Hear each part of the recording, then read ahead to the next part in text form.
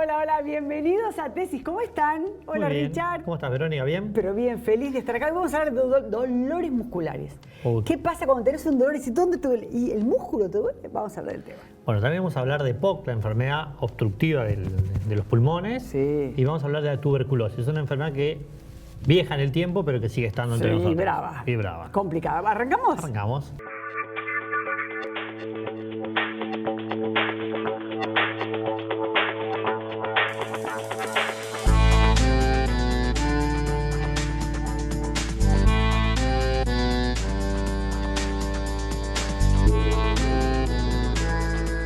Bueno, Verónica, vamos a hablar de EPOC. EPOC. Y para eso lo tenemos al doctor Sergio Zunino, neumonólogo, como para preguntar un poco a ver de qué se trata esta... Bueno, EPOC esta- significa enfermedad pulmonar Ajá. obstructiva crónica. Básicamente es una enfermedad que se da en personas donde se obstruyen los bronquios, se cierra el bronquio y la gente no puede respirar. Y es fundamentalmente una enfermedad adquirida relacionada al hábito tabáquico en primer lugar y en un lugar, digamos, lejos del resto, y también tiene que ver mucho con la exposición a humos ambientales, personas que en distintos lugares del país probablemente cocinen con leña, y el humo de leña está relacionado también al desarrollo de esta enfermedad. Es una enfermedad que se da en personas mayores de 40 años en general, con una predominancia del sexo masculino. Y que, bueno, según el estudio EPOCAR, es un estudio que se hizo entre el 2016 y 2018, hay una prevalencia en la Argentina de 14.5%, es decir, que tenemos una población muy importante, mucha cantidad de gente, personas. Es una enfermedad que está subdiagnosticada y subtratada también. ¿Por qué? Porque en general se normaliza la tos que una persona puede tener como la tos del tabaquista. Es la tos del tabaquista, es habitual. Eso no es normal. Si una persona tiene tos, que tenga tos no es normal. Con lo cual, no se llega al médico y no se llega a hacer la prueba funcional respiratoria, que es la Lo que pasa espirometría, es que y no se diagnostica. Tal vez la persona piensa que, como vos decís, estar en un ambiente, ¿viste? O antes había quemas todo el tiempo, o en un lugar donde se cocina leña o se calefacciona leña, o que fuman pipa, que fuman cigarrillo. ¿Hay diferencias en la patología de POC, como de categorías, más, menos? Bien, una vez que uno tiene la enfermedad, se caracteriza según el grado de obstrucción, según el grado de compromiso en severidades que tenga el paciente. Hay pacientes que tienen un compromiso leve, y hay pacientes que tienen compromisos severos, que son esas personas que nosotros vemos tal vez por la calle caminando con su carrito con el oxígeno, ¿no es cierto? Sí, que son sí. personas que ya ¿Y tienen... con qué se obstruyen los bronquios? ¿Es inflamatorio propio del cuerpo? Digamos, O... hay una inflamación y hay una sobreproducción a consecuencia de esta irritación que generan estos humos y estas sustancias de producción de mucosidad. Entonces, los síntomas habituales son tos, son expectoración abundante con producción importante de flemas por parte del paciente, y fatiga, disnea, que es la sensación de falta de aire que tiene esta gente. Pero es lo mismo la persona que inhala el humo por cigarrillo, por pipa o lo que sea, que el que lo respira. La persona que fuma, si vos sos fumador y yo convivo con vos, Bien. ¿va a ser igual nuestra A ver, enfermedad? en tu caso particular serías una fumadora pasiva. Sí. Con el tiempo y con la exposición podés desarrollar la enfermedad, pero a ver, no desarrolla la enfermedad que quiere, sino el que puede. Nosotros, los seres humanos, somos un gran bolillero de genes. Y tenemos genes para todo. Y tenemos también los genes que pueden dar distintas posibilidades de enfermedades. Es decir, si yo tengo un gen, por ejemplo, que me puede dar un cáncer de pulmón, si tengo el estímulo adecuado, por ejemplo fumar, probablemente tenga el cáncer de pulmón. Si no, no me voy a enterar nunca que yo tenía ese gen. Con lo cual hay una predisposición genética que, de acuerdo al ambiente en el que uno se mueve y la exposición a estas cuestiones ambientales, puede o no expresarse. Perfecto. ¿Y la calidad de vida, digamos, el paciente la va perdiendo a medida que avanza este tipo de enfermedad? Bien. Progresiva, digamos. Sí. En realidad, dentro de lo que son las pautas de tratamiento, el dejar de fumar mejora muchísimo, digamos, y para bastante el avance de la enfermedad.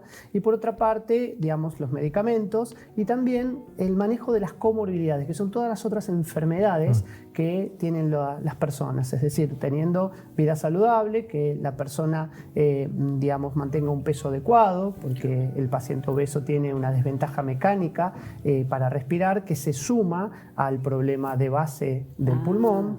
Estos pacientes suelen tener mayor posibilidades de infecciones, por ende son los candidatos a estar siempre vacunados y nosotros tenemos que fijarnos que eso se cumpla.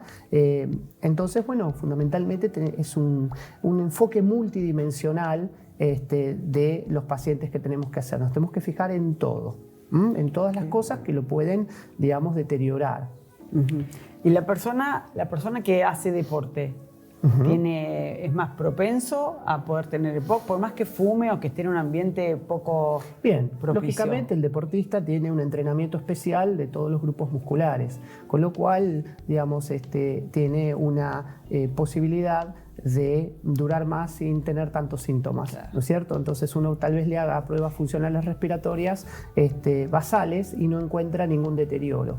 También no nos olvidemos que las pruebas que se hacen funcionales siempre tienen que ver con un estándar, que es una persona igual a nosotros, un clon nuestro, con el mismo género, talla y edad, y se considera que ese es el valor normal. Pero muchas veces el valor normal de la persona es superior a ese, con lo cual a veces comparamos y ya hubo una pérdida de funcionalidad pulmonar que no nos dimos cuenta. Entonces es muy importante saber también cómo lo podemos categorizar a los pacientes, ¿no es cierto? Es decir, lo más importante es el objetivo de que no tengan exacerbaciones. Una exacerbación en el EPOC significa el evento que puede ser infeccioso, que puede ser una progresión de la falta de aire, que muchas veces hasta sabemos, podemos no tener la causa estrictamente identificada, hay un pool de pacientes que nunca lo vamos a reconocer, y fundamentalmente los grados de falta de aire que tenga ese paciente.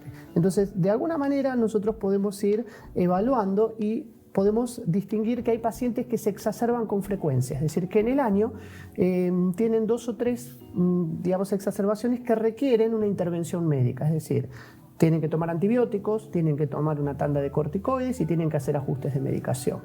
Y hay otros que tal vez tengan la misma función pulmonar en cuanto a la gravedad y no se exacerban.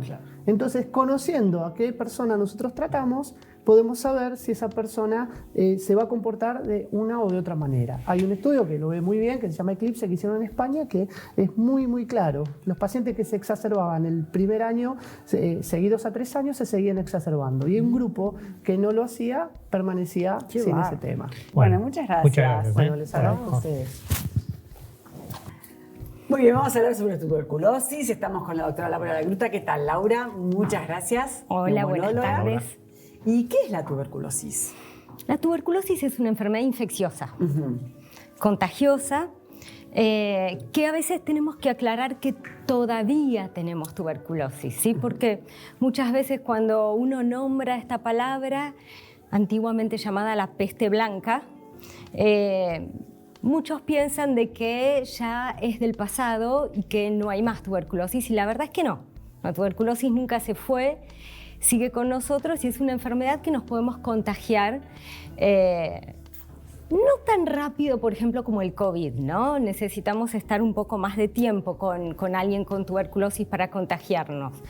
Pero es contagiosa, pero es curable y es prevenible. Cuando decís prevenible, ¿que estamos hablando de vacunas? ¿De qué estamos hablando? Estamos hablando de varias cosas en realidad. Por un lado tenemos la vacuna. La vacuna es la BCG. La BCG cumplió el año pasado 100 años. ¡Qué bárbaro! A veces... Perdón, antes la gente se moría de tuberculosis. Sí. Antes de la vacuna. Antes de la vacuna. Es una vacuna muy vieja, pero es la única que tenemos y si bien no es perfecta, como ninguna vacuna de todas maneras, nos cubre bien contra las formas más graves de tuberculosis.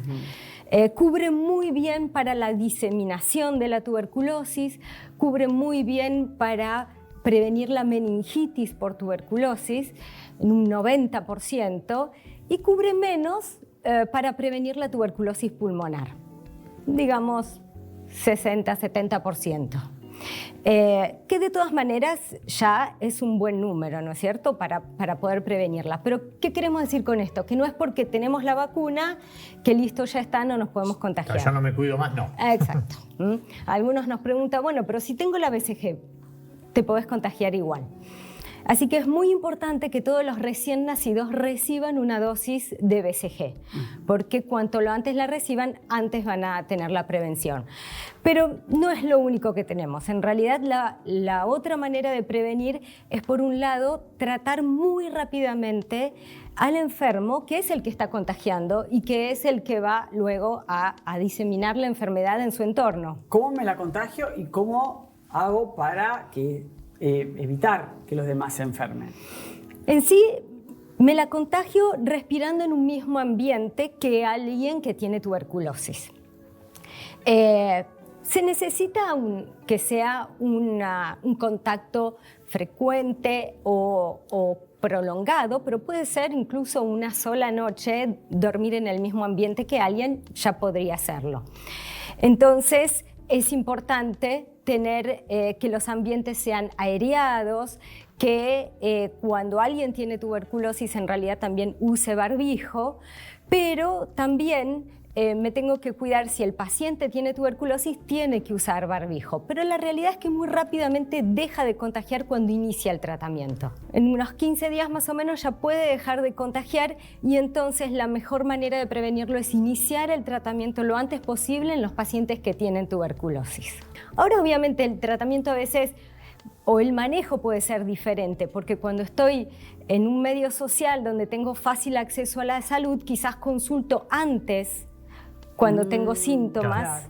Claro. ¿Y cuáles serían los síntomas? Entonces, los síntomas, tenemos que pensar en tuberculosis cuando hay una tos que dura más de 15 días, cuando tengo una fiebre que se hace prolongada, cuando hay un descenso de peso y también la sudoración nocturna es algo característico. También puede depender de las edades. Si tengo un chico pequeño, no voy a esperar que baje de peso. El niño pequeño que no aumenta bien de peso, hay que buscar tuberculosis. La embarazada que no aumenta bien de peso, hay que buscar tuberculosis. A veces la tos puede no siempre ser prolongada. ¿Cómo se diagnostica? ¿Con algún estudio, algún marcador o...? Se diagnostica, la tuberculosis más frecuente es la pulmonar, ¿no es cierto? Un 80% es pulmonar.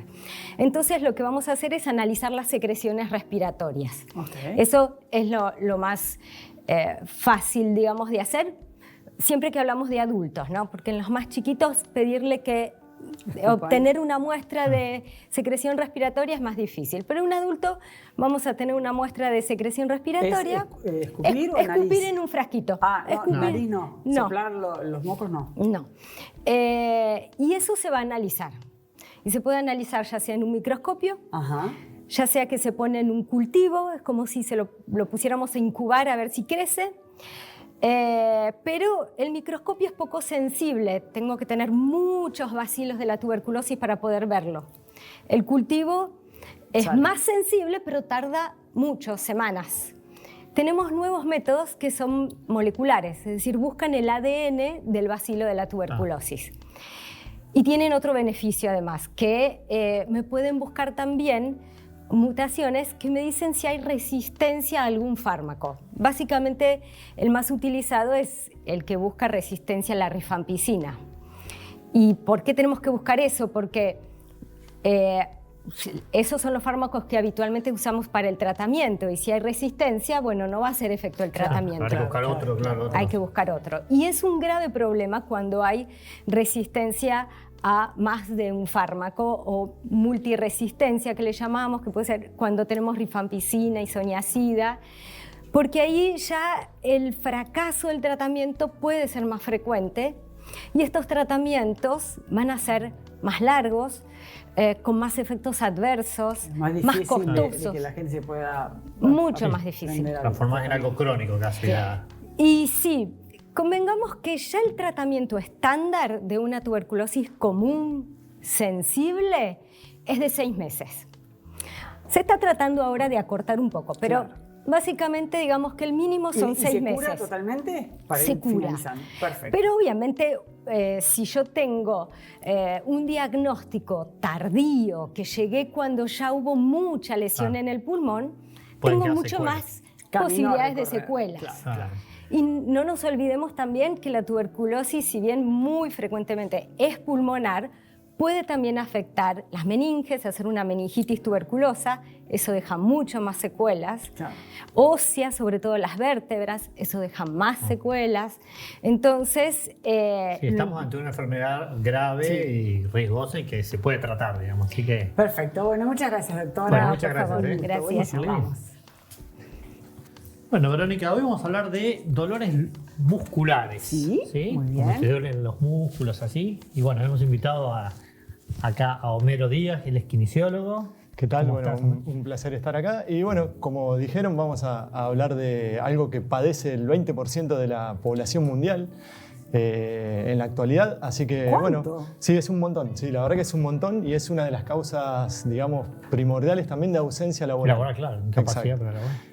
Como decíamos, bueno, dolor muscular es toda afección, digamos, que altera la estructura muscular de un grupo muscular o de un músculo.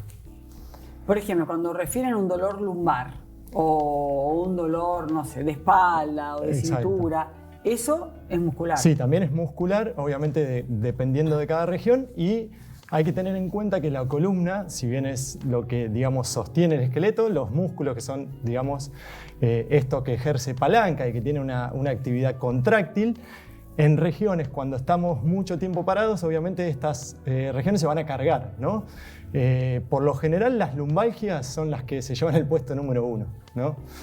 Bueno, ¿qué es la lumbalgia? Bueno, la lumbalgia es un espasmo muscular, obviamente en la región lumbar, que siempre se da por posturas inadecuadas. Por ejemplo, si estamos mucho tiempo parados, si estamos sentados y no le damos una buena contención a esa zona, es dolor, digamos, a nivel muscular, que puede referir o, digamos, migrar hacia las piernas. Eso sería una ¿Y por qué duele el músculo? ¿Puede ser por golpe, por inflamación? ¿Por qué duele? Sí, el músculo por lo general suele doler por 3 episodios.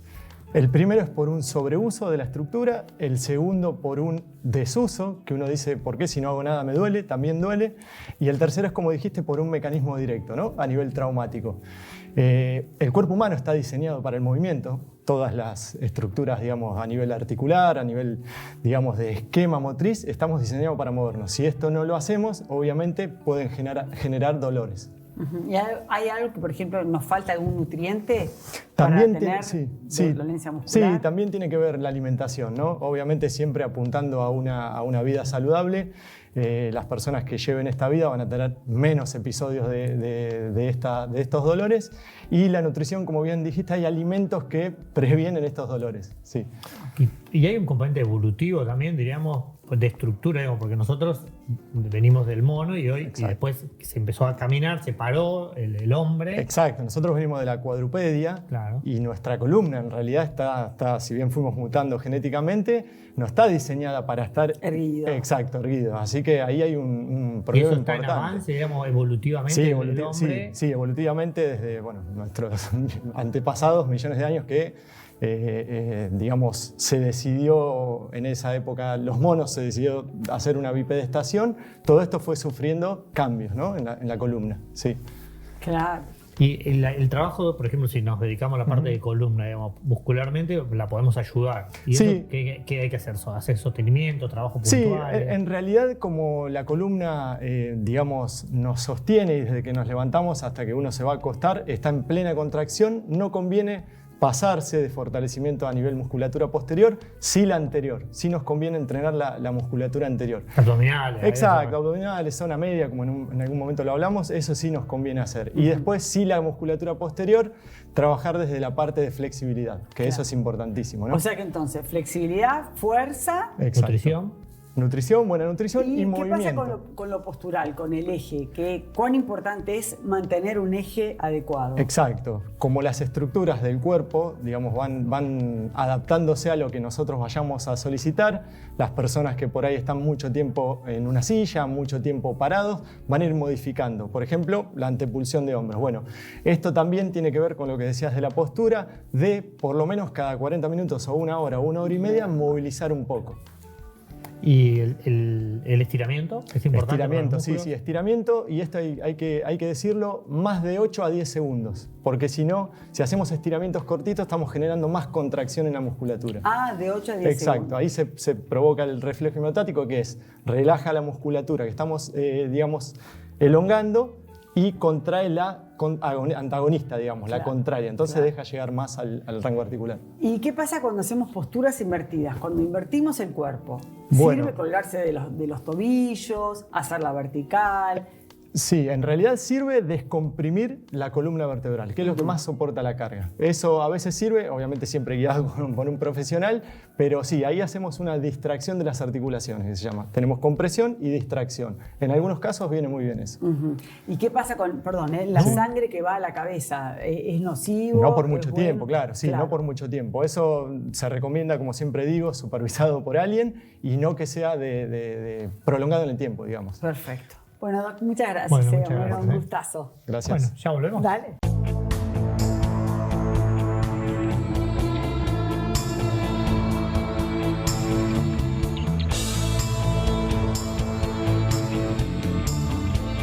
Simmons, descansa en primera clase. Bueno, hoy estamos para hablar de pacientes que tienen intolerancia a la lactosa. Y para eso hemos invitado a Marlene Gómez, nutricionista. ¿Cómo estás, Marlene? Hola Ricardo, ¿cómo andás?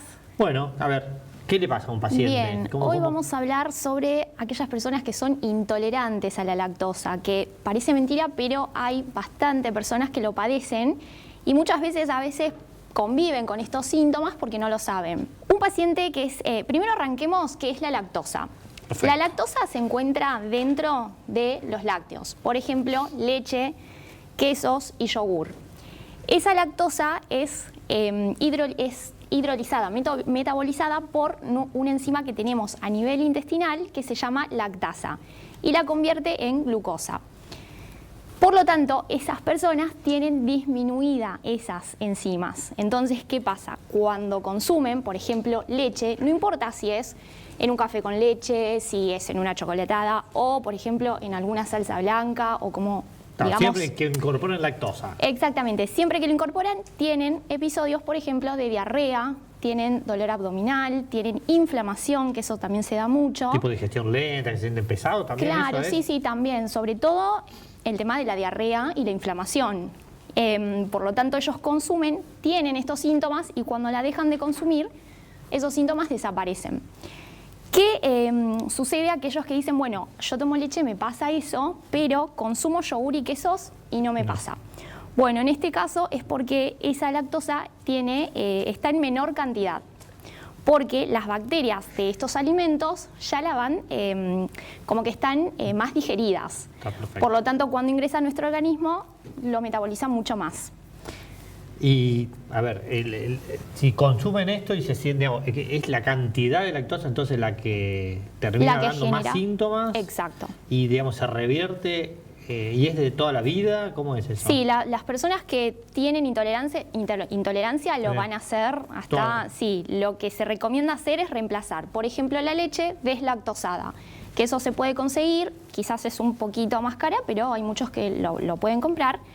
Esa es una opción. O bien bebidas vegetales, pero las bebidas vegetales no tienen los mismos aportes, entonces se busca reemplazar, ya sea con otros alimentos o leche deslactosada. O bien incorporar los quesos y el yogur en caso que lo consuman y que lo toleren. Sí, se ven hasta de bebés, digamos, que hay fórmulas maternizadas que ya vienen sin lactosa también. Sí, porque en realidad arranca, puede ser en niños, adolescentes o adultos. Generalmente la mayoría lo tiene en edad adulta, después de los 30, 40 años. Ahí se detecta más. Sí, es como que lo padecen más porque esas enzimas disminuyen con los años.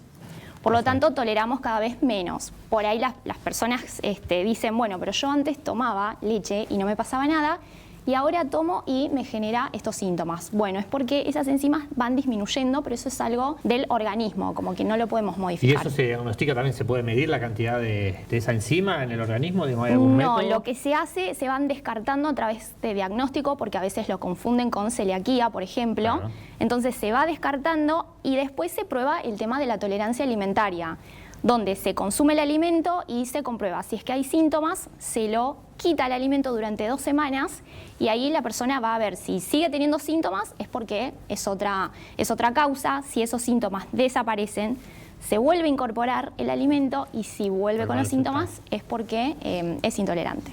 Es clarísimo. Bueno, así que el que tenga esos síntomas, que consulte al médico. Sí, siempre. Para que por ahí detecta esto y lo soluciona simplemente cambiando la dieta. Exactamente. Bueno, muchísimas gracias, A Marlene. ustedes. No hay nada más lindo que ver a tus hijos felices. Por eso yo elijo fideos Marolio, que le dan sabor y frescura a las alegrías de todos los días. Spaghetti, rigati, moños, tirabuzón. Mamá, te amo.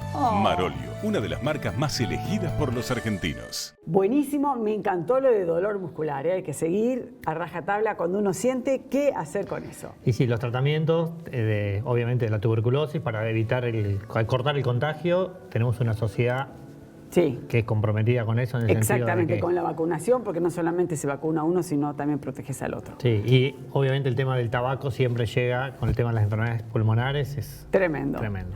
Bueno, ¿nos vemos la próxima? Dale, gracias.